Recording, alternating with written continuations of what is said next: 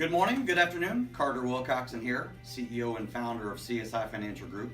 I have been requested by quite a few of our advisor partners to share with you more specifically the cause-related marketing block purchase opportunity.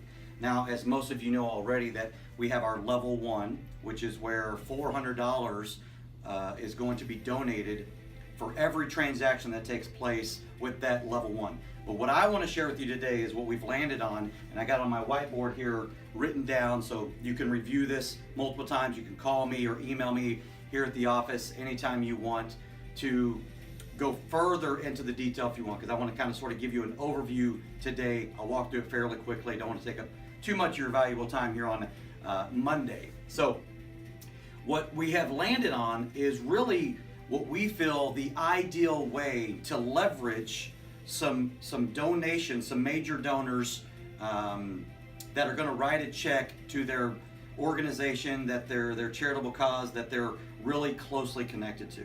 So with the block purchase, what we call this is how to turn your $1 million for a benefactor that's going to write the check into $44 million that really leverages and multiplies that gift that they are doing.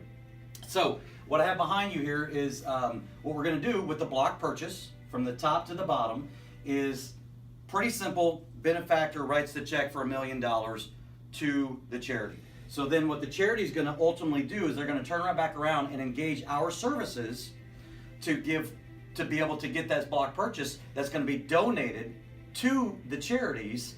And then we're going to incorporate all of this stuff that I'm getting ready to show you. So benefactor writes the $1 million check. They get the $1 million tax write-off. They're now out of the picture. Of course, we contractually put all this stuff together. Then what we're going to do is we're going to create what's called charity codes. We have two different charity codes. One is RE, one is IR.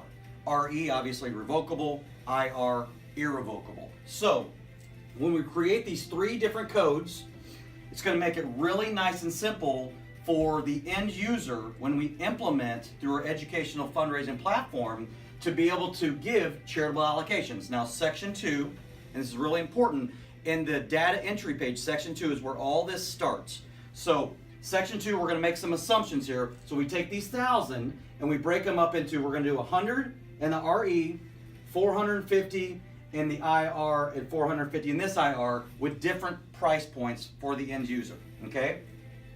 So what we have is 100 of these units where we have a back-end allocation of $10,000. So revocably, when they put in section 2 to this charity, they're going to give $10,000, just as an example. And we're landing on this because we have found through all of our research that the average is about $35,000 when it's done like this, but we're just going to be very conservative and say that it's $10,000. Now, they can change your mind because, again, it's revocable. But what that's going to be is a price point of $1,497. Now, as everybody on here knows, that our ongoing price in the standard for not only the advisor support fee, the attorney review fee is $18.95. So this is really bringing that price down to make it more available and attractive to those end users to be able to help out these charities we're working with. So that's going to translate, after 100 of these are implemented, that's going to translate into $149,000 back to the charity. 100% of the proceeds are going to go back to the charity. That's important to understand.